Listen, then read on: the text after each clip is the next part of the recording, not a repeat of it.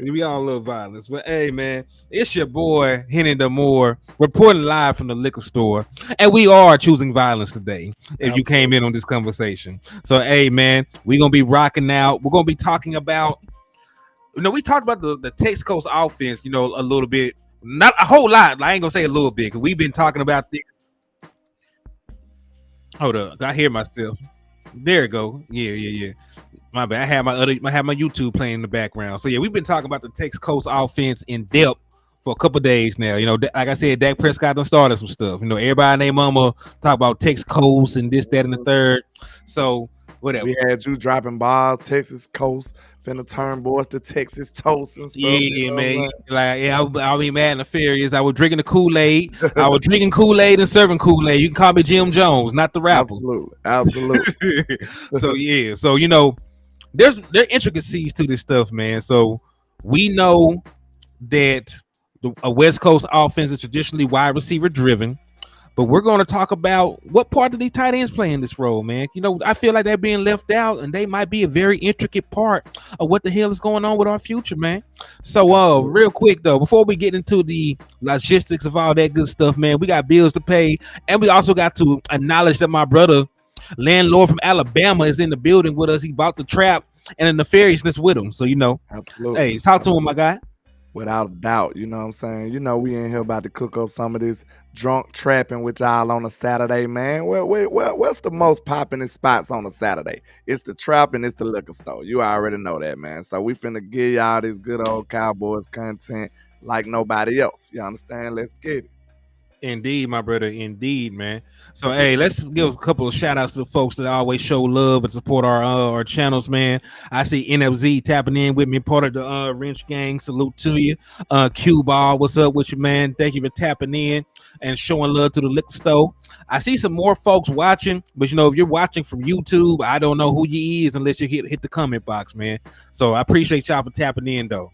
But landlord, who's all over there with you right now, man? Absolutely, man. Shout out to Big Flock 91 in the building, Miss Regina Green with the green, Brian Kite, Bruce got the Tyson Juice, and Mr. King G slid in at the last second, man. Make sure y'all hit that like and share for the squad. It will not charge a card on both channels if you will go. Make sure y'all support. Indeed, man, indeed. And real quick, one more thing before we get into the meat and potatoes of this content. We are still running the Dallas Cowboy home game ticket giveaway. So if you send $10 either through the Cash App or you send $10 through super stickers or super chats, you will be entered for a chance to win Dallas Cowboy home game tickets to see the Cowboys completely obliterate the Philadelphia Eagles live in person.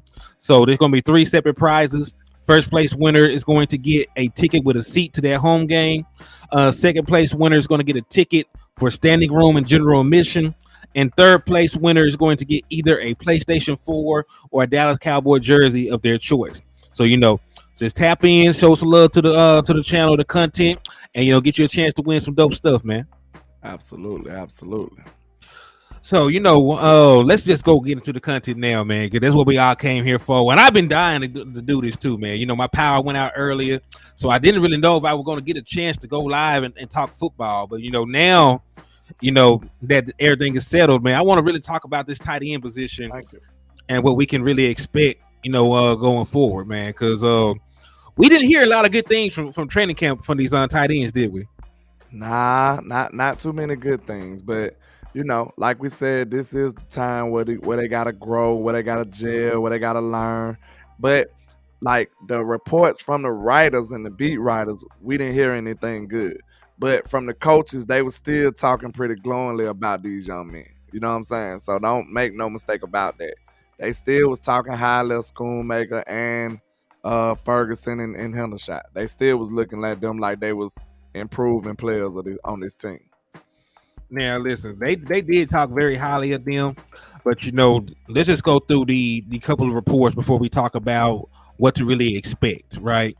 So to start, and it wasn't really bad. Like I think a lot of people are going to overblow it, but Jake Ferguson was not on the same page with Dak Prescott. At some point during the drills, he didn't turn and get open the way that Dak Prescott expected him to, so he had to go somewhere else with the ball. And pretty much Dak he didn't cuss him out, you know what I'm saying? But he did talk very sternly to him about what he expected, what he needed to do, He and how. sent him a stern email, right? Yeah, yeah, yeah, yeah, yeah. He was he didn't get cussed out, but he did get scolded, about proper tight end play. And Yeah. then we did hear about Peyton Hendershot becoming an all-pro volleyball player in the back of the end zone when he bounced the ball to a defender.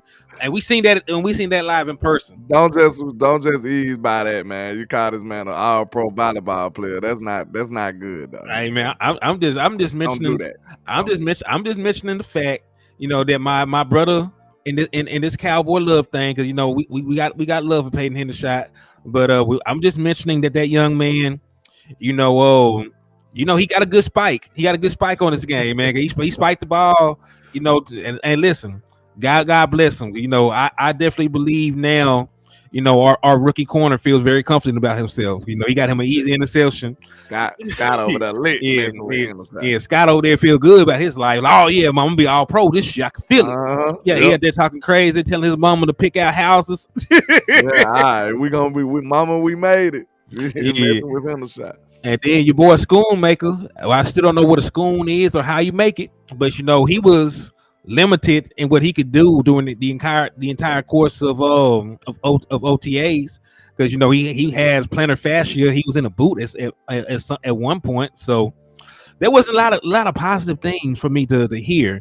So really, because of that report, I got to doing a little bit of research and digging, because one of these guys is going to have to be your starting tight end this year. Like by crook or hook, one of these guys is going to have to play a lot of football and be a primary target on this offense, allegedly, because Dalton Schultz is in Houston pulling foes. Ryan Swangers, he pulled up on Bun B. Like he living life over there in Houston, man. He at the booty clubs, he doing everything. So he's not going to be a Dallas Cowboy. He's not coming back through that door. And you did get a lot of production. He did catch a lot of balls for you. So I was doing some research trying to see if we could project, just from Mike McCarthy's background with tight ends, what could possibly be expected in this Tex Coast offense. Even though it's a gumbo, he's still the play caller. Yeah, they say schoonmaker is Dutch for cleaner or janitor. So clean maker. He makes stuff clean. So I hope he's gonna clean up the defensive lines for them open and running lanes for the running back. So hopefully that's what that means. I mean, I could only pray and hope so. So he can block. If he can't do nothing else, he can block. And he can block, but I know everybody is excited about the new terminology. You hear Tex Coast and everybody go crazy. Like I said, like we said when we came on, we've been serving Kool-Aid, man. I feel like the Kool-Aid man. So but I just want to be realistic, into some of the things to expect and look at. So I did put together some numbers. We're gonna look at tight end one and how they fared with Mike McCarthy every single year that he was in Green Bay. There's a year excluded when he didn't call plays, and there's another year excluded when he didn't finish the season because he got fired. So let's just take a look at what tight end one did every single year while he was there. All right. So as y'all can see, I got this nice little graphic brought up in front of us. It says tight end one in Mike McCarthy's offense. Numbered at the top is the first year, 2006. That's his first season in Green Bay as the play caller. So he had a tight end. His leading tight end that year was a guy by the name of Bubba Frank. Just so you do not confuse him with Bubba Sparks. He's not a rapper. But allegedly. Bubba, allegedly. But he didn't. Tight end number one, his first year in Green Bay, did not really do too much. Bubba Frank had 53 targets on the year, 232 yards receiving, 0 touchdowns. So pretty ineffective as a whole. Yeah. So and remember, like, this is not a critique of the tight end room overall. This is a critique of the primary tight end. Right, so primary tight end in 2006, 53 targets, 232 yards, did not sniff the end zone. So when you compare that to, even mid-tier tight end production around the league right now, that's not good at all. Like, this is below average output from a tight end. But it gets a lot better, don't worry. It gets hold on now. Y'all can't see where I work at now. Hold on, I brought the wrong thing up. So, Dun, dun, dun. dun. All right. So 2007. All right. His primary tight end was Donald Lee, and he received 63 targets, a nice little uptick, 575 yards and 6 touchdowns. That's better. You I know, mean, it's better. that's decent yardage as a tight end. Especially well, 63 targets. That ain't bad for 63 targets It's for a not bad. tight end. Honestly, It's that's not. pretty decent. It's not bad. It's pretty decent. He scored 6 times. That's pretty Oh, now let me see. I got some numbers brought up for reference. So give me 2 seconds to get that pulled up. Because I wanted to see where in on the team that actually stack up. So let me go to the 2007 season real quick, and I'll let y'all know. Let me go. I gotta go back a couple because I was all the way on 2017. So let's see. So 2007. Okay, I got it pulled up for Green Bay in 2007. All right. So where did that stack up on his team? All right. So targets. All right. So that was fourth. That was fourth in targets on his team because Donald Driver led the team in targets at 122. Greg Jennings led the team with the second on the team with 84, and then wide receiver James Jones was third. So Donald Lee was the fourth option, in that offense. So what you're saying is, in the first 2 years we just discussed, tight end was not really significant in Mike McCarthy's plans. Yeah, because you got to think about it, man. There's 122 targets to Donald Driver, 84 targets to Greg Jennings, 80 targets to James Jones. So But there's I almost think 300 targets. I think it's important to point out that maybe the receiving end wasn't significant, but he probably used them in that inline blocking type scheme a lot though. You know what I'm saying? So not to say that tight end won't be important. That kind of was support him going out the schoolmaker, like in my opinion. Cause like I'm telling you, that's the conclusion that I came to.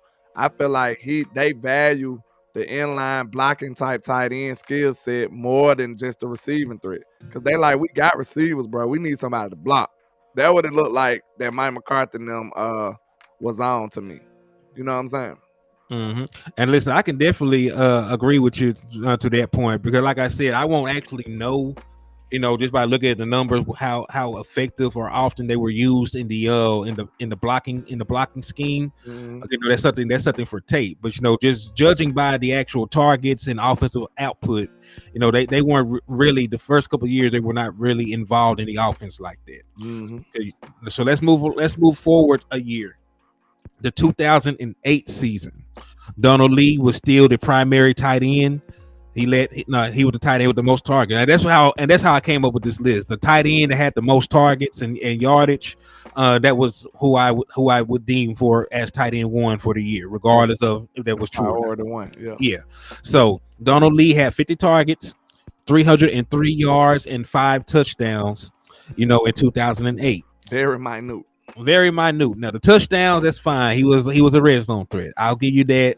Donald Lee had 11 touchdowns over a 2-year period, but he was not this between the 20s playmaking, monster that people were trying to say Mike McCarthy had every single year. It's crazy he did much better than Bubba Franks with less targets though, but yeah, and listen, Bubba Frank still hung around. He would end up being like the second or third tight end. But as you see, like if Donald Lee only had 303 yards, just imagine what Bubba Frank had those years. Yeah, nothing. Right. So let's compare that to the context of the team in totality. So we know that Donald Lee only had 50 targets. So where did the rest of those targets go? Let's look at 2008 real quick. 4 wide receiver looks. More than Greg likely. Jennings. What's the other guy? Jordan Nelson. Who else they had? All right, so Had a couple of receivers. So again, Donald Lee was the fourth option. Greg Jennings got 140 targets. Donald Driver got 116 targets. Jordy Nelson got 54 targets.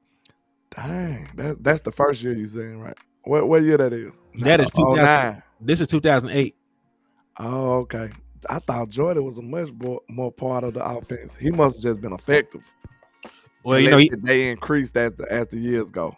It probably increased as the years went on because Jordy Nelson was not the number one wide receiver when Donald Driver and Greg Jennings was there. Jordy Nelson was wide receiver number one in that period before Devontae Adams got on the team. Yeah. So and look, so and you really see because James Jones only ended up playing 10 games. He only had 30 targets. So you could make the argument if James Jones actually played all 16 games, then Donald Lee would have ended up being like the fifth option on the team. Yeah.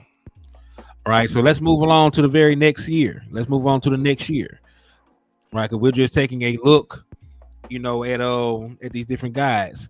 So Finley going crazy. So Michael Finley came through the door and said he came through the door and said, "Give me mine. So Jermichael Finley got 72 targets, right? Big uptick. He got more than any of the other guys ever did. 676 yards, 5 touchdowns. Now that sounds like somebody that was actually a part of the offense. So let's double check that to make sure where he actually stood in the pecking order. Shout out to the people sliding in late. Mr. Texas Bread Cowboy, Ricky Scott, and Barbecue with Nelly East. Shout out to y'all. Indeed, and shout out to Regina Green coming in, my brother Brian Kite, Joe Tranchina, Michael H. Thank y'all for tapping in and showing love to the liquor store, man. We appreciate it. All right, so let's take a look real quick though. So 2009 season, where would he stack up amongst the other targets on that team? So let's take a look at the targets. All right, so Jermichael Finley actually was third on the team in targets. But there is a gap. Greg Jennings got 119 targets. Donald Driver got 113 targets. Then Jermichael Finley ended up with 72. Okay, yeah, that's a big drop off. But hey, Jermichael Finley made his name. Yeah, Jermichael Finley did good. It make me want to say Michael Finley too. You know what I'm saying? Yeah. From basketball. Yeah. I remember my boy. My boy, he was a Maverick at first. He was going in too. Man, I rock with that boy, man. So, hey, what's up with you, Eli? I see you sliding in, showing love, man. Thank you for tapping in, man. Hey, y'all make sure to hit that like and share button for me, man. Let everybody know the trap in the liquor store is open, man. Make sure you like and share on all platforms. Absolutely. So, yeah, so you can say Jermichael Finley was like that because he came in and went crazy. But he got hurt in 2010. Of course. Because I was about to say, ain't no way he went from that to that. So let's put this into context. This is why I said Mike McCarthy, was the most effective with the 4 wide receiver set. So, of course, this is the year 2010. They won the Super Bowl. That's why that's in bold. I put it in bold because this is the year that Mike McCarthy earned his right to be considered an elite coach. Yes, so sir. When Jermichael Finley went down, and they wanted Jermichael Finley to be a part of this team because of everything he did the year prior. See, I gotta bring that back into full spectrum too. This is gonna be quick. Go ahead. That's when Mike McCarthy became a made man. I call him Mike Soprano. You know what I'm saying? That's when he became a made man when he got that Super Bowl. Facts. Yeah, facts. Like, yeah, this is when he went through his ritual. You know what I'm saying? So, so on that team, Greg Jennings had 125 targets. James Jones had 87. Donald Driver had 85. Jordy Nelson had 64. The running back, Brandon Jackson, had 50. Then Andrew Corliss had 33. Wait a minute. The running back had 50 targets? The running back had 50 targets. Woo. So you see Mike McCarthy with the absence of an athletic playmaking tight end, he compensated by going more 3 and 4 wide receiver sets. He complimented by throwing having his quarterback throw to the running back, and you know what? That made him that made the tight end the 5th option. Hold on, 1, 2, 3, 4, 5, the 6th. Matter of fact, so when Mike McCarthy won his championship, the tight end of the team was the 6th option in the passing game. 6th option in the passing game. He didn't need him at all. He didn't need him at all. It's weird that because Mike McCarthy is an ex-tight end. Oh no, he must know the real. Like I don't need these guys for real. I just need you to block. Mike McCarthy, old school too. He probably that's what it is. I think we just got him. We understand him now. He's an So old school tight end, so he want his tight ends to do what? block. Block. That makes a lot of sense. But hey, see, it went right back to this man going crazy. The moment he came back, he felt his pockets getting light. He like, hell no, nah, I got to get me a contract. So Jermichael Finley came back and got 92 targets, 767 yards, and 8 touchdowns. Went absolutely bonkers. Yeah. And that's a lot. That's a lot now. And you know, there was a lot back then in 2012. 92 targets is crazy. 92 targets for a tight end is crazy. If you don't mind me asking, how many Schultz had last year? Just for comparison. For comparisons, now Schultz still had a lot of targets. Let me look. Did he have 92 though? I mean, he had 100 the year before. Oh, okay. Yeah, Dalton Schultz had over 100 the year before. But let me go see how many he had last year. Games last year though. Let's see. So yeah, last year, even with his time, Dalton Schultz had 89 targets. Oh, well, he was right though. This is more of a passing league though. But much more of a passing league. But you know, it's still to say, like when he had Jermichael Finley, he was willing to utilize him. So you know, like Michael Finley is like that. You can really say that Michael Finley was another damn receiver with his athletic skill set. Yeah. Because you know it was the same thing the very next year. 2012. Yeah, but let me just see where he ranked 2011 in terms of this stuff. So 2011 on that team, where did Jermichael Finley rank in targets? He might have been number 1. Oh, he was still third. He was still only third in targets somehow. Because on a drive and Jennings, huh? Greg Jennings was number 1 in targets. He had 101. Jordy Nelson, this is Jordy Nelson's breakout year. He had 96 targets and 1,263 yards and 15 receiving touchdowns. So Jordy Nelson went crazy this year. Then Jermichael Finley was third with 92 catches, 767 yards, and 8 touchdowns. Yes, sir. What's happening with your Clebo? Yeah, shout out to Clebo and everybody else coming to the trap and the liquor store. Salute y'all. 2012, what would that nice production fit in here? He still had a bunch of targets this year too. Targets, yeah. Yeah, that's amazing. 2 touchdowns though. Yeah, that was a little concerning. That's probably why. Out of 87 targets, you only got 2 touchdowns. So Randall Cobb was the primary target this year. He had 104 targets, 954 yards, and 8 touchdowns. James Jones was the second in the pecking order. He had 98 targets and 14 touchdowns. I did not know James Jones had a season like that. Oh, Jermichael Finley kept him some cold receivers. He did, didn't he? He kept him some cold receivers. Yeah, Jermichael Finley, 87 targets, 667 yards, and like you said, only 2 receiving touchdowns. All right, so now that is over with, the Jermichael Finley era is gone. You don't see his name anywhere else on this list. Andrew Corliss is back. 53 targets, 312 yards, 2 touchdowns. Abysmal. Now we know 2014 is definitely a passing league. You know, this was the Dez Carter year. Matter of fact, they beat us in the playoffs. That's the year and Devontae Adams got though. Andrew Corliss, 46 targets, 323 yards, 3 touchdowns. Now, 2016, I didn't count 2015 because Matt McCarthy was not calling plays in 2015. So whatever that other dude did, don't care who his name is, I'm not putting that on Mike McCarthy's ledger. Hold on, wait a minute. How many targets Devontae got in 2014? Devontae? Yeah, of course. Give me 2 seconds. That's just interesting to see how he came through the gate. No, I think it took him a little bit of time, but let me see. Yeah, he ain't had number 446 yards. So let's take a look at. He had 400 plus yards his first 2 years, and we looking at him as the best receiver in the league these days. And look at CD first 2 years. So Jordy Nelson went crazy again. He had 151 targets, 1,519 yards, 13 touchdowns.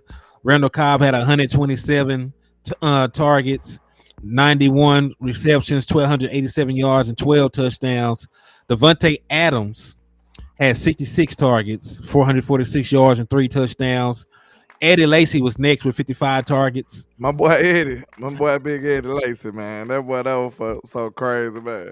Man, Hey, we used to call him Circle Button at Bama. That boy used to spin every time he get the ball. Every time. He was good in the league, but he just had a short career. He ate himself out the league, I think they he, said. he did eat himself out the league because he was not in good game shape or anything like that. All right, then now finally Andrew Corliss with 46 targets. So again, tight end was not very hell. The tight ends this year, like the two best tight ends combined for 76 targets. That's crazy. Yeah, so let's move along to 2016 because that's the year where they broke Dak Prescott and them heart in the postseason. Rookie Dak. Yeah. So let's take a look at this. These hating. All right. So Devontae Adams, well, actually Jordy Nelson. Jordy Nelson led their team in targets. He had 152. Devontae Adams was second with 121.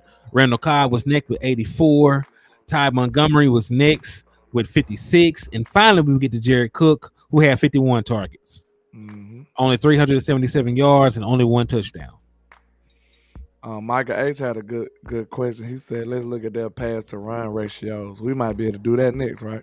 I believe we should be able to do that next because this is Pro Football Reference. Might be able to find them numbers.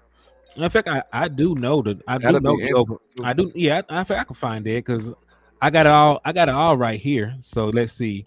So for that, yeah, because I got the team totals. You got the team totals in rushing attempts and got the team total in passing attempts. So yeah, we're good. We're good. We're good. We Gucci. All right, we Gucci. All right, so next, let's take a look at the very last one. Martellus Bennett is a name. You might have heard of him before. Yeah, I know, man. Like I heard that name from somewhere, man. Did he get drafted? In what team he got drafted for? I think it was the Cowboys. I know. Might have been the Cowboys. Marty B. Might have been the Cowboys. Y'all know Marty B, don't you? Had a beef with Jason Witten because he wasn't getting no playing time. He called Witten out like, hey man, you ain't taking me under your wing. It said Brian Kai said, I just want your opinion on short yardage and pass pro. We need to keep a tight end. We actually need to keep a fullback. If we don't have a true power back on this team, we need to keep a fullback. So yeah, that's my opinion on short yardage. Pass pro is up in the air right now. I would prefer this my offensive line be able to hold up without me having to depend on a running back or anybody else. But and then Martellus Bennett only had 38 targets and 233 yards, not a single touchdown. So what did that? So we got through this list. So this is the conclusion I came to, right? Just by looking at that, comparing it to what the hell else was going on that team. Right. When he had a good tight end, he did not mind getting them involved in the passing game. We seen that with Jermichael Finley. He had 72 targets, 92 targets, and 87 targets. So, when he had a viable tight end that could, do this inline stuff, playmaking over the middle, athletic, he didn't mind having that guy get targeted. But when he did not let that stop him, from being successful. Right, we seen that he was more than willing to switch over to 3 and 4 wide receiver sets. We seen how many targets his wide receivers got as a whole any damn way. And we already knew that Mike McCarthy was a top 10 offense for how many years in a row? 9. So don't play with him. He know how to adapt. He know what he's doing. Yeah. So Mike McCarthy, and that's pretty much what I want to get us to understand. The involvement of the tight end this year is going to be squarely on them. They're going to be squarely on them and what they can show the coaching staff. If they show like, hey, man, I can go out here. I'm a playmaker. I can whoop-de-woo. They're going to get some targets. I ain't going to lie. I got faith in all tight ends while my quarterback, Dak. I think Dak going to cook with a tight end, bro. That's just a given. Like, you'll have to be dropping everything because Dak going to hit you as a tight end. I believe that's pretty automatic for him. Like slot passes and tight end stuff, that stuff automatic for Dak. That's like he can do that with his eyes closed. I mean, he can, but I believe from Mike McCarthy being an experienced coach and play caller, I think he's not going to leave it to chance either. I do believe that Dak can and will cook with a tight end, like you said, because he has a track record of doing it. He got what's that boy? But he got Blake Jarwin paid. People don't even be thinking about that. Yep, yep. Now, he got paid, and it was immediately after the league after he got hurt. And his body just failed him after that. Yeah, so he really got Dalton Schultz paid because like hell, that man wasn't finna get no. How much money did he play on that franchise tag for? 10 million, Like 10 million. Yeah, he got that man $10 million guaranteed. Like he wasn't finna get tagged like that before Dak Prescott got a hold of him. Sure. So like, hey, Dak Prescott, if you a tight end, he gonna get you paid. So I do feel you with that, but at the same time, if there are question marks, if they're not too sure about him, Mike McCarthy is not going to let that hinder him from doing what he want to do offensively. He has a curveball. Mm-hmm. So yeah, but what are your thoughts in totality though, man? I want to hear you out in detail. And shout out to Roster X and David Sorrells for sliding in and showing love to the liquor store. Salute to y'all. Shout out to y'all. Basically, like I said, man, I got confidence that my coach knows how to adapt as far as the way he want to do his offense. He sustained a level of success no matter what the tight end play was giving him. You know what I'm saying? So it looks like the tight end, like you said, the tight end play will come down to what they looking like, what they giving him. Is they showing up and showing out? Like, you know what I'm saying? I don't think that Mike McCarthy have to depend upon tight ends as much as Kellen Moore scheme did. I just don't see it. And like we said, even though he had some up and down years with the tight end production, he also always had some super dope receivers. You know what I'm saying? He made sure he had receivers and he used them a lot. He gave them plenty of targets. So I'm loving that. He definitely did. And to answer your question, Michael H., you said, what do we already know? The Kellen Moore part of the Texas offense heavily emphasized the tight end being very productive, but that was because of the option routes, because the tight ends were the ones primarily running the option routes every play. Now the portion of the offense we're keeping from Kellen Moore is probably going to be the digit system itself. I don't expect them to keep the option route concepts. So I think they'll keep the digit system. I think they'll keep that for versatility purposes because it's easier, than going through these big wordy plays of, like I said, like I gave an example, spider wide banana. Like if I didn't watch the coaching cap with Gruden, I wouldn't know what the hell that was. But I expect them to keep the digit system where you can just call out a number and the player knows the route, and you can switch out accordingly against what the defense is doing. Mm-hmm. But I don't expect the option routes and the tight ends getting this amount of targets, X, Y, Z, or whatever happening. But I do expect that's the part of Kellen Moore's system I expect to keep, though, Michael H., not the actual option routes or the tight end targets. It's going to be super important that they learn that verbiage, though. The young wide receivers, that might be what give each other the edge in that wide receiver 4 competition we're going to talk about later. Yeah, and we'll talk about that in spades in just a second, man. But let's take a light break real quick, man. I need everybody, in the trap and in the liquor store to stop what you're doing, hit that like button, hit that share button. I got about 20 folks over here in the liquor store, only 14 likes. So please run that like button up for us. Please hit the share button and please slap an Eagles fan, man, because if you slap the shit out of an Eagles fan, man, you will receive half off all the merchandise inside of the liquor store. All of it. And also, man, we're still running that raffle for the Dallas Cowboy ticket. If you want to enter, just either Cash App $Hennythemoor $10. It's $10 per entry, or you can hit the cash, or you can hit the super chat or the super stickers and send $10 that way to be entered into the raffle for the ticket. So salute to y'all. Absolutely. So yeah, so let's take a look though, man. You wanted to talk about dark horse wide receiver 4, and for terminology purposes, man, I'm gonna take this down because we already done looked at that. Yeah. So for terminology purposes, when you say a dark horse, you talk about a guy that surprised you in winning something, right? Because he's not a favorite. Yeah, underdog. He coming from behind and sneaking up and taking the victory. So he said, "Do y'all cash checks on the liquor store on Friday?" Hey man, we always receive funds, man. We always receive funds. We take food stamps and everything over here in the trap. Yeah, we take yamps. Hey, whatever you need, my brother. We got We it over here at the liquor store. we accept all forms of currency except for credit. You know what I'm saying? Indeed, indeed, indeed. We ain't, it ain't no credit on no Friday in the trap. But yeah, man, dark horse meaning underdog. I got a dark horse number 4 wide receiver that'll make everybody mad, but it's possible. I just want y'all to know this. All Are right, you so ready? go ahead. I know you finna say some bullshit. Dark horse wide receiver 4 could be Dennis Houston, y'all. Oh my God. I wish I had the dun dun dun. Yes, it's possible. Y'all remember how high he was up the depth chart last year. Nah, you mean to tell me they kept him on, they released him, then they brought him back to the practice squad. Then now it's an open fight at wide receiver 4. Man, Dennis Houston got just as good of a chance as the other guys. He was already high on the depth chart. Yeah, but listen, that was a old. That was an old scheme. You That think it was all Kelly? I know for a fact that there was some Kellen Moore stuff because this man made the team because he knew how to run option routes. That man knew. That I man knew. feel like that's what it was too. That man knew how to run option routes, and that's one of the reasons. Dak Prescott did not say this man was explosive.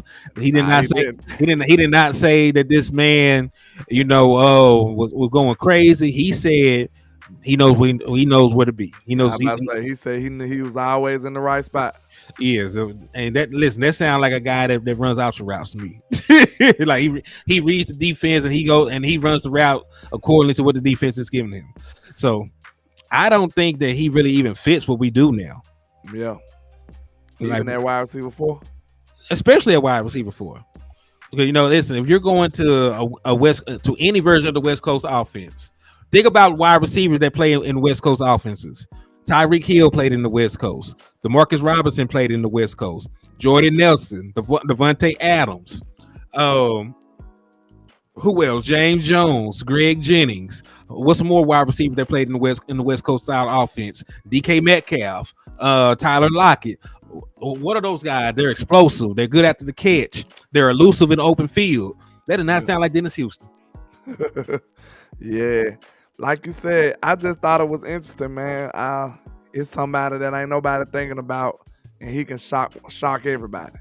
Man, listen, he's a threat. I say he is a threat to our unemployment because he ain't finna have jobs soon. So if y'all won't listen, if y'all got an unemployment application in, hurry up and call him and get it pushed through because Dennis Houston making a lot of money right now. He gonna take all the little funds we got. So I need y'all to go ahead. Sorry, landlord, that ain't happening. I don't want it to happen. I'm just telling you it's a threat. That's all. Man, I want Jalen Tolbert to be it. Jalen Tolbert is it. I want Tolbert to get folk. Listen, I'm gonna tell you why Jalen Tolbert is it. Do you know they spent a 3rd round pick on this man? Yeah. They spent the 4 on Simi, then. They put the 5 on Simi. That's why. It was a 5th. Yeah, that's the reason why Jalen Tolbert. Besides him actually being better, that's the reason why. He's still ahead of him. They don't give up on draft picks. Listen. Shout out to Kelvin Joseph for coming onto the show and showing us love. We know his struggles. And they have not released him, even with some of the stuff that happened outside of the field. All they did was find a different place to put him. You supposed to say the friend of the show, Kelvin Joseph. You know what I'm saying? You're right. Friend of the show, Kelvin Joseph. Friend of the show, Mr. Kelvin Joseph. And listen, so they don't give up on high round picks. They do reclamation. So they give you as many opportunities as they can to see if you pan out. And then listen, even if you're not a high pick and they like you, they might find you a different position like they did Isaac Alacorn. they made that man a defensive tackle. And they talking highly about him too, man. I'm gonna call that we woo. Shout out to Boss. Yeah, shout out to Boss. Yeah, shout out to Boss. I don't care nothing about what Mike McCarthy's saying on that one. Like, bro, I gotta see that. They talking like, oh, he's working, man, I don't want to hear that. I ain't buying that. Landlord from Alabama is a better defensive tackle than Isaac Alacorn. Man, look, I drink Kool-Aid, but not that kind. I don't drink Nah, that kind right then now that Kool-Aid is laced with the stuff that knocked the congregation out. So now. I ain't I taking know. that one. No. Yeah. Oh, hold on. He said still got that 90-man cut at the end of the game. I'm glad you brought that up. We're not even at 90 people yet. We were at 88 because the Dallas Cowboys released Tack McKinley. So, two people you would like to bring in, man.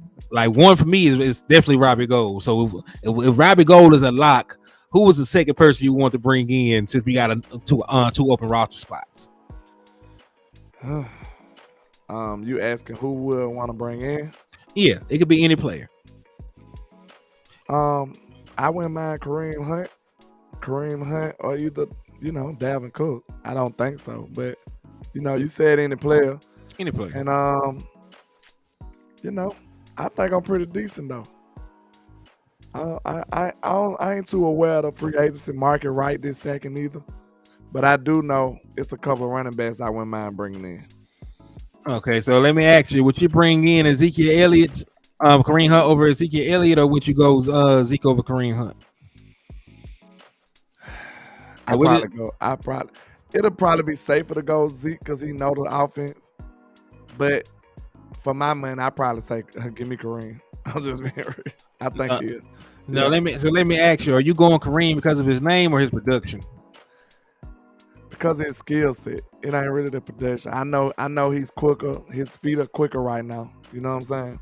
I say that, and I just like the way he run. It ain't about what I seen last year. I just know his skill set. He got a nice skill set. That'll be. I think it'll work well with the team. I think that boy washed. You think Kareem died? Look at his production the last 2 years. He got off. He got off with what you call him with the Chiefs. Then that was 2017. Good grief! That's the last time he had a good season. 2017, he had 1,327 yards, ain't sniffed 1,000 yards since. Last year, on 120. Boys just had a good point. We should bring in the kicker too. That's what we need. Yeah, that's why I said Robbie Gold. I already had Robbie Gold stamp. Okay. Yeah, like nah. Well, we listen. I'm ahead of the game, Kim folk. I already said he's the first name I said. Yeah, we definitely need a kicker. Yeah. So last year that boy had 123 attempts, 468 yards, 3 touchdowns. He also averaged under 4 yards an attempt, 3.8. So Ezekiel Elliott actually averaged more yards a carry than he did last year. Okay. So So that's why I said Kareem Hunt sounded good, but I be forgetting I'm old. You know what I'm saying? I be forgetting I'm old as dirt because this man really ain't did nothing the last couple of years. Year before that, I know he got hurt, but he only gave you 386 yards. Year before that, only 841. So and I know he was sharing carries too. Don't get me wrong, but he hasn't had the kind of production people are talking about. That's fair. I probably say Zeke too, though, man, because I know he can learn. He already know the offense and stuff too, so that'll be just plug and play. I think that's plug and play. I do, and I wouldn't be opposed to getting somebody like Dalvin Cook. A lot of people will say he a Tony Pollard clone. So, they're like saying you don't want a machine to clone $100 bills. You know what I'm saying? If it's something good, you want to clone it. Down there, I ain't gonna lie, I rock with Cooper Rush though. He said, "Do you think Cooper Rush can hold down quarterback 2 spot, or should we bring in some competition?" We should bring in competition anyway. But I'm comfortable with Cooper Rush though. Being honest, I'm comfortable with him. I've seen it. He deserved at least the backup spot. You know what I'm saying? He's won games. That's what you want from your backup. Somebody who gonna step right in and do what you need them to do. Nah. Even though you might have to change the way you play a little bit, you know what I'm saying? But long as he can win, long as he can hold you down for a few games, we know that. That's what I want from a backup. He could have a sexy game, but I want somebody who I know that can hold me down for a few games. And you can't take that from Cooper. You can't. Yes, I can. Watch this. Nah, I ain't gonna do the kid. You can't take it away from I'm just meddling. I ain't gonna do it. We seen him do it. I was just meddling. But yeah, like, hey, listen, you could trust him. You could trust him, not to I ain't gonna say that much either. You could trust him to run the play that's called. You could trust him to manage the game. And Can you though? he screwed up one game. He screwed up a lot of games. You remember? Screwed up one game. No, you remember that he tried to throw the game away against the against Washington. They just called the interceptions back. Somebody last year? Yes, last year that man threw like 2 interceptions. They called them both back. We got lucky. We got lucky as hell. Told you it's gonna take some luck to get that 6, man. It's gonna take a little luck. Yeah, for real. But nah, but listen. Clebo said you got the trash button for Cooper Rush. Hey, but look though, man, the man can hold it down though. You know what I'm saying? Look, we might get a more explosive quarterback that can't win the game somehow. Like I at least know he can hold the ship in the road. Or whatever. I'm gonna say this: the car in the road, not the ship. I'm gonna say this: he's not good enough where I don't consider bringing in somebody to compete with him. Of course, I said bring in some competition, but I am comfortable with him though.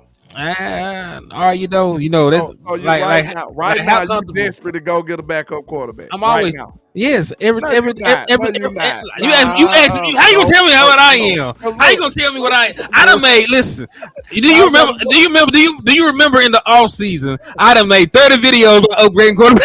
Okay, well, can I show for the call you out? What your content there saying you needed it? That's what I'm gonna say too. On the page. If you got content, then I can't say that. Listen, it's the exact things we were talking about. You know, like he can do this, but you got to change the offense. I was talking about the entire off season. Drafting somebody where they can run the same style of offense as Dak Prescott. I wanted a play action mobile quarterback.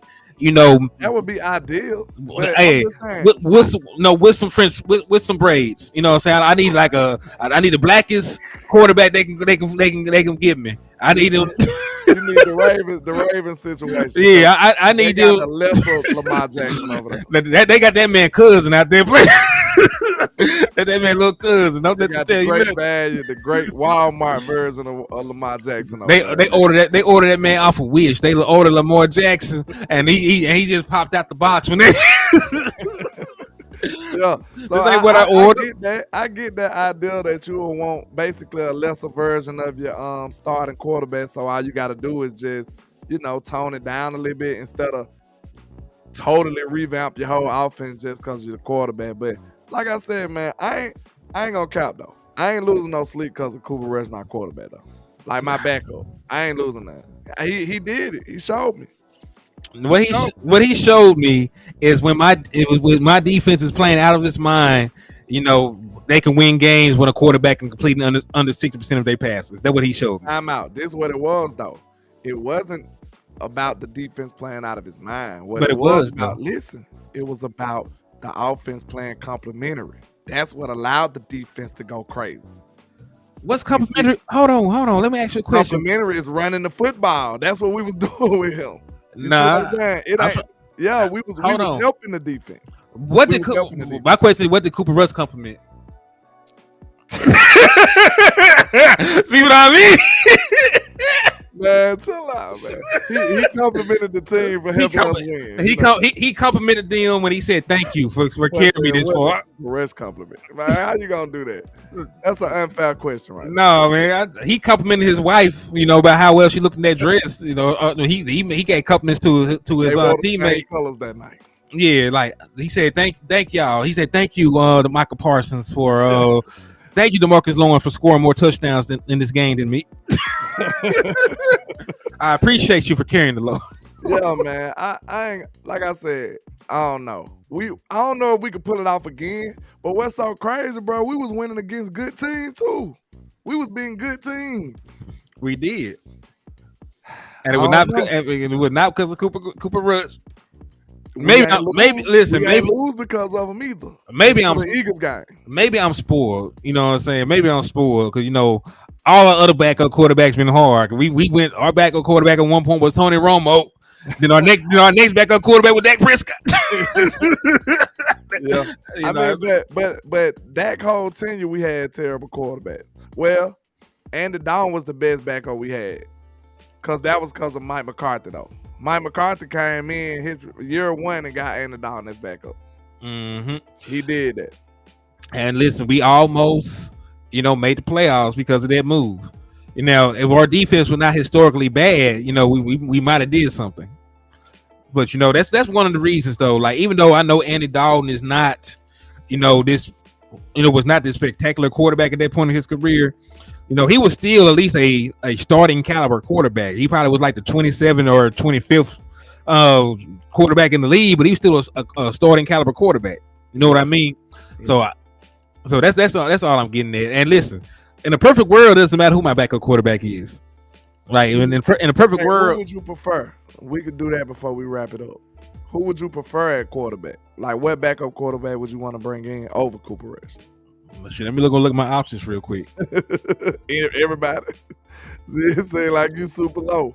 So I am picking everybody over him. Hold up, I am picking everybody over him, but I'm finna go What and about look. Carson Wentz. Carson Wentz, man, we don't want no Wentz on this team. No, He better Cooper Rush. So, but he ain't coming over here.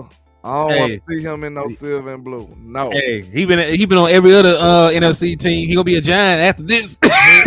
He ain't watched that Eagle off on yet. No, he cannot come over here. Y'all didn't say that about Jason Peters. He was great though.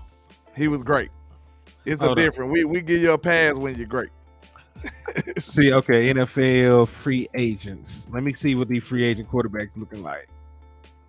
Because you just gonna shoot Carson Wentz before he even get out the car. Wentz will not be a Cowboy ever. No, I'm not taking that. He probably won't, because they talk about him possibly going to the Raiders because you know Jimmy Garoppolo failed his physical. What Jimmy been doing? Porn star Jimmy over here. Man, he pulled something trying to be a porn star. What you mean? Jimmy over here wilding out, man. Jimmy wilding. He was wilding out with Zion. You know. They need to get Jimmy off that West Coast, man. They got to get Jimmy off the West Coast. He been on the West Coast his whole time, bro. All right. Okay. So there's not really a lot of. I want Bryce Perkins though, because we already worked him out. Bryce Perkins. He's a quarterback. He played quarterback for Virginia, and he was a backup quarterback for the Rams when they won their Super Bowl. Micah A said Bridgewater. You mean Bridgewater, right? Teddy Bridgewater out there? He's out there. Teddy Bridgewater is a free agent. He was starring last year, wasn't he? No, he was in Miami, remember? He was a backup. Okay. He started some games, but Teddy Bridgewater is also a guy that can't stay healthy. I'll take Teddy, though. I ain't going to count. I like Teddy. He probably be the best one out, though.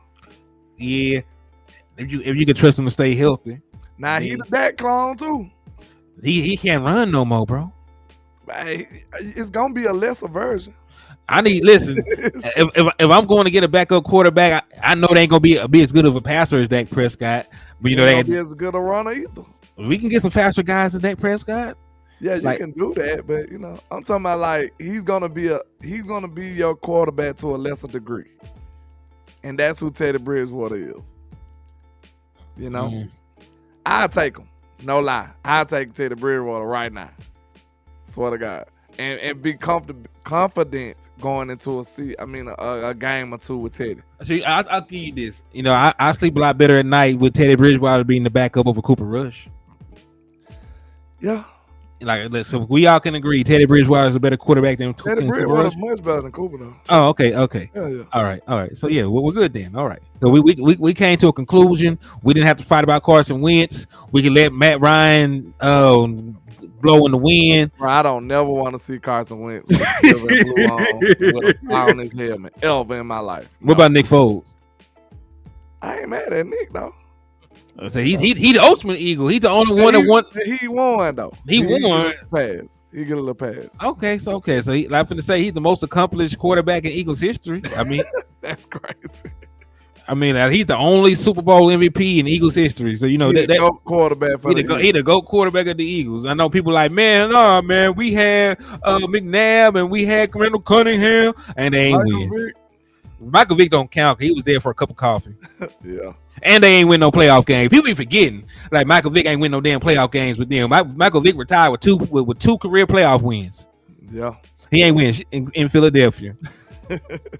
Y'all trash. Y'all had you had the superstar. You had the rock star. Michael Vick ain't win no playoff game, man. Then they had Chip Kelly a couple of them years though. Was it Chip Kelly? I don't know. Chip Kelly was over there one of them big years. Cause that was the fastest 3-and-out ever. Them boys have the Eagles were running the fastest 3-and-outs ever in NFL history. Now, Them hold boys on. running to the line every play just to get 3-and-out. Now, let me see. 2009. Who was the damn? Yeah, he played from 2009, 2013 for the Philadelphia Eagles. So I don't know. I don't know who the coach was at the time. Let's see. I'm gonna have to use that clip. That Clebo. ATM came with it then. Well, Nick Foles, y'all GOAT quarterback. Hush. Hush up, little dude. Yeah, shout out to Nick Foles though, man. You know, he beat the GOAT, Tom Brady, in a shootout. You know, they scored like 1,000 points, didn't they? Yeah. that Super Bowl was lit though. That Super Bowl was lit. It was lit. It was lit. You know, but hey, I just knew that Tom Brady was gonna do them boys in. He proved me wrong. So hey, he had a great game, but his defense let him down that year. Man, real talk. He threw for like 500 yards, right? Oh yeah, he do got a statue. Ooh, y'all so terrible over there, man. Man, that's sad. And look, I was saying this. I wish I was making content back then, cause I promise you, when I seen them do that statue, I said, bro, Carson Wentz is done. Ain't no way he gonna come in there every day walking past that statue. You know what I'm saying? Just thinking like it's just normal stuff. No, I knew it was over. Like that's too heavy, psychologically. Like he's not gonna be able to withstand that. No. He already had character issues before then. Yeah, they had people in there with shrines of Nick Foles. You don't remember they were talking about that? They said they had like his jersey posted up and candles and stuff. Like, bro, nah, you done. You're done, Carson.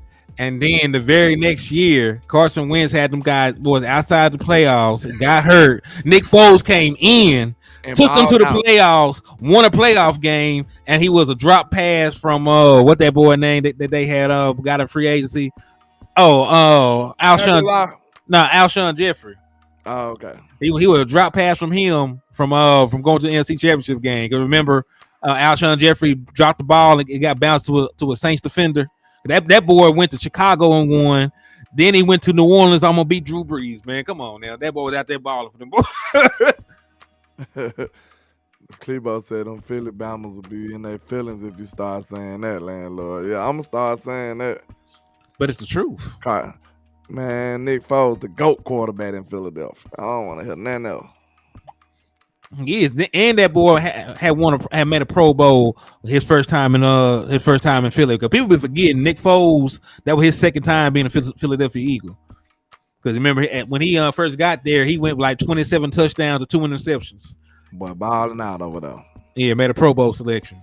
So yeah, I remember that, man.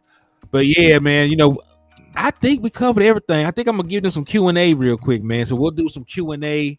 And then we'll jump off the show, man. I like giving folks time to get their questions and stuff into the liquor store.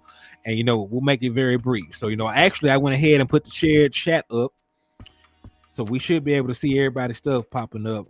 My stuff might be down. Who knows? It usually pops on here. Oh, here we go. I see it.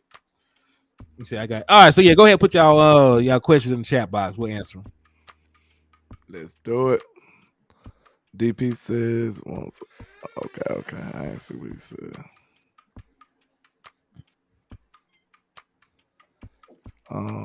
He said Malik. Oh, he said, what's good, JT? Hold on. Said that should have been the sign right there. I guess he said it's time to go. Bruce got the ties. You said Texas Coast, Gulf Coast, or Third Coast. I think I like Third Coast. I told them I couldn't do Third Coast because they got ties to Houston. I don't have to be tied to Houston. Man, them Houston boys, man. I'm let the Houston boys have that. You know what I'm saying? If they do something over there, with Bryce Young, Houston Texan, or is that CJ Stroud? That's Stroud. Yeah, so if CJ Stroud then come up with an offense, they can have the Third Coast.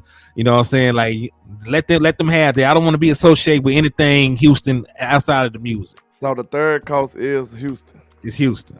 Okay. Yeah, that's a little iffy. And the Gulf Coast, And the Gulf Coast was Mike McCarthy old offense. They ran that in Green Bay, so you can't use that either. When Coop was here, we almost had 3,000-yard receivers. Y'all think we can do that this year with CD Cooks and Gallup? Yes, I do. I think it'll be. I don't think we'll get there, but I think it'll be very close. You know, I for sure think CD and Brandon Cooks gonna go for 1,000. I ain't gonna lie, I don't look at this receiving core as that much worse than the one we had with Coop now, with Brandon Cooks. I promise I don't. I don't look at us like that. I still say we was better with Coop now, with Coop, Gallup, and CD. I think that was a better wide receiver core. But I think the one with Brandon Cooks like right up under it. I think we finna go off, y'all. That's my opinion. I think we finna go off. Shout out to Joe. He said, "Hey guys, thank you for going live on a Saturday night. I was very bored today because it's raining cats and dogs right now. So you guys made my day better. Hey, we tried, man. We appreciate you, man. Listen, Joe, but it is not Saturday night, sir. I'm just playing. He in Italy, y'all. So it's Saturday night for him." Let's see. My brother said, "Hold on." Said Tyron and Tyler locking down the left side. You guys, dogs. Just got here. Salute. Hey, so I do think Savage. That's the hardest name on YouTube, ain't it? But I definitely think they're going to all guys, man, because that's ensures that you have your best 5 offensive linemen on the field. You know, we know that Tyron Smith is still a top 10 left tackle when he's available. Tyler Smith is athletic. He can get to the second level in his run block scheme. We'll move to a zone run blocking scheme as it is. So I definitely think that pairing going to pay dividends in not only the run game, but also in pass protection, because I think that the penalties and the sack yardage will decrease for Tyler Smith not having to be on the island. Because even though he was outstanding last year, he still had 13 penalties and he still gave up 6 sacks. So, now you just get the best from him. You'll get the power. You'll get his ability to maul people like a rabid dog that's foaming at the mouth. So I love it. Yeah, if we can get a healthy steal, we'll have both combos on both sides. Like, which one will be better? That's interesting.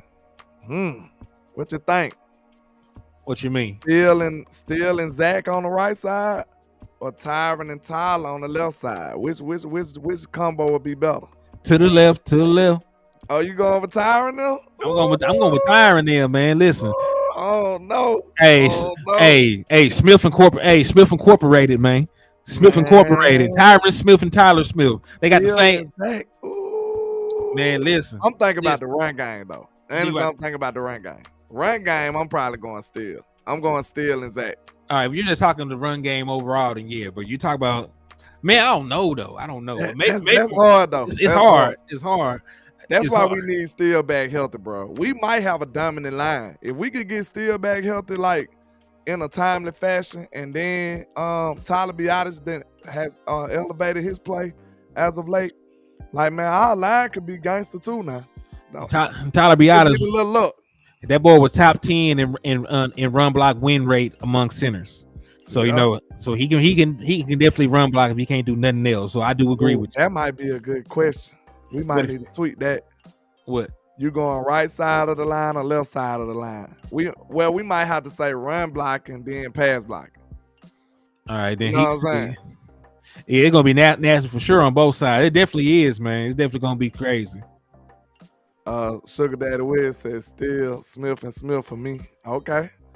I don't know, bro. Zach Martin and Terrence Steele gangster though. Them boys gangster over there too. Man, it's gangster. It's gangsters all the way around. He said run game to the right, pass game to the left, but overall dominant of Steele fully back. I almost started rapping. I might get with him on that though. Cause that run game, the run game got it. Steele and them got the run game. Steele and Zach, man, come on, bro. Them boys gonna. But we ain't really seen Tyler at guard like that though. I know he gonna be gangster. I'm telling you right now. Tyler Smith. Mm-hmm. Tyler Smith finna be a crazy guard. Watch what I tell you. Yeah, he finna be bullying people. That man a superior guard, man. Like he finna be bullying people. He play like a guard already. Man, people just don't understand how good that man is. Like they really just don't get it. Matt Leslie says Smith and Smith the strong side. I don't know, bro. Like that's a good problem to have, though. That's a good problem to have. Hmm. I See, agree with that. this why I need my people to follow me on Twitter. We need to make this a big question. What side you going with? Well, look, Tyler Smith and Tyron Smith, the Smith and Smith brothers, or either Terrence Steele and Zach Martin. my boy said the law office of Smith and Smith, boy. Everybody said I thought picking violence. I thought you had to go to work. I'm off on Saturdays, sir. The only day. Only day I have off to myself. And are you really off if you're putting in the work on this I'm content? still here in front of y'all, so I'm not even off. You know? like this is a job for me as well, because still working. Tyron Smith, natural position left out. Yeah, and that's the beautiful thing about that matchup, because I don't want Tyron Smith playing right tackle. I don't want him playing guard. I don't want him to get cute, put him at center. Like, put the man where he getting a gold jacket at. Yeah, that's a great problem to have. I just really got way more bullish on this line. Just the thought of that. Cause like you remember what I've been saying since day one. Put Tyron Smith back at left tackle, bro. Same. Now that we done did that, I'm very excited about this line. No lie. And because they did that, it makes me a little more understanding of why they didn't draft the offensive lineman very high. Yeah, because they brought in some guys that were projects and works in progress and things like that. Michael A said, "I'm going both sides. Let the defense figure out which side." He said, "Man, oh man, them Smith boys caving in that left side. It is straight crazy." He ain't lying, cause them two strong humans over there too, though. Like, oh, you get Tyron Smith back playing like Tyron Smith, bro, in his real position with a young ox like Tyler Smith. Oh my God, that's gonna be crazy too. He said, I don't know. He said, how long I gotta watch each stream for it to count? I be making sure I support both of y'all boys, man. I have no earthly idea. I have no idea either. Just as long as you go watch it, I think it'll show a few. Just go pop in, hit the like on both of them, and you did your job, man. We appreciate you, man. Yeah, man. Just watch it for a couple of seconds, hit the like, hit the share button, and then we're good. That's GOAT level, right? GOAT level love, man. We appreciate that. Yes, sir. All right, but man, I think that's an interesting topic. I might have to take to another platform. I might put a poll up on my page or something. I need to know. Yeah, because that is a nice little trend. How we gonna say who's the most gangster side? I don't know. Hey, that'll work. That'll work for the trap. That's the trap right there. Like, who don't gangster side, boy? Already, man. But yeah, man. Hey, we done been on here for 1 hour and 7, man. So let everybody know where to find you at, man. I'm finna go and unwind. Already, man. I go by Landlord from Alabama with the same handle on all social media. I appreciate all the love and support. Y'all make sure y'all hit that like and share for the squad. It will not charge a card. We appreciate y'all, man. Let's get it. Indeed. And Roster X said who running 9 times out of 10 is going to be Tony Pollard, man. Because Tony Pollard is the best running back that's currently on the team. Pro Bowl level player. Average over 5 yards a carry last year. Was superb in what he did. And also he's a threat in the passing game. Like, people don't really realize that he was like top 5 on this team in receiving yards. So, like, Tony Pollard is going to be a guy that's going to get a lot of play, a lot of touches, and he don't really need a lot. Hey, shout out to VA for the donation. They got you 10 entries, bro, into the Dallas Cowboy ticket raffle, man. So salute to you, my guy. Thank you for the love and the support, my brother. We thank you, man. And if y'all, you better show him some love. Right here, my brother. That's Axe who running. This is my boy Roster X. So that's him leading the way right now. So he has 14 entries right now, if I'm not mistaken. Shout out to you, sir. Let me update your stuff right now, brother, because I do not want to forget that. There you go. Yeah, you got 14 entries now, my brother. Yes, sir. Salute. But yeah, man. But real quick, ask that last question for me. Like, what's your thoughts about Tony Pollard before we get out of here? Shit, I'm high on Tony, man. I think Tony finna act a fool. And he's already showing that he's above schedule. And, I think it's good, man. I think Tony finna cut up on these boys. Especially either way. You can run either way behind this line now. With a healthy steal. Right. And after you were super high on Tony, you said he probably better than Dalvin Cook. Did you not say that? I mean, bro, I don't know why people want to diminish Tony so bad. I don't know why. Tony ain't did nothing but ball ever since he been here. He just ain't got the opportunities. Like Man. Tony is a premier back in this league. I don't know. I don't care what nobody say. And I never said that he wasn't, but you know, like I'm just saying, like, damn, can Dalvin Cook get some love for 4 straight 1,100-yard seasons? Yeah, but look, this all it is. I'm just high on my guy because I know what he can do. You know what I'm saying? And I been knew what he can do. That's on Kellen Moore not giving him the opportunities, bro. That's all it is. I mean, listen, I understand that. I listen. Nobody's going to sit here and argue that he was put in a position to succeed when he came into the league. But let me answer this real quick. He said, "Will Deuce be the reason Rojo gets cut? Rojo will be the reason that he gets cut because he's horrible." Ah man. Listen, and sir, you might be new to the channel, but when you are a sorry player, we do not use nicknames for them in the liquor store. His mama named him Ronald. We will refer to him as Ronald because he do not play good enough to be called Rojo. And you put that together too close to say Rojo, and we know I don't even speak Spanish like that. I don't know about all that, but the views of Hennythemoor do not reflect the views of Landlord Sports. You know I'm just saying. Necessarily reflect. This man, listen. So he good enough to get a nickname, Landlord. What you trying to tell me? I don't know the man. That good. No. Ask the question. Is he good enough to have a nickname? Ron the McDonald. That's what we're gonna call him, like Joe said. We're gonna call him. That'll work out. Yeah, because he's a clown. Nah, I ain't gonna talk about that man like that. That man probably go pull up on you. He gonna come on the show like I did last. He's talking crazy with the guy. Hey, let's go here. Hey, West Coast be coming out here, man. So you know the guy you said he wasn't shit. He gonna be on the show tomorrow. And he read all your tweets. Like, what do you mean? He coming for you. Like, oh man, y'all be setting me up for failure. All right, let's going down, boy. All right, man. Listen. No, Darnell, yeah. No, matter of fact, I know you is now. Thank you, man, for coming in. But yeah, Lando, I ain't gonna hold you hostage, man. I keep reading these chats. I'm gonna keep holding you hostage. Let's get out of here, man. God bless.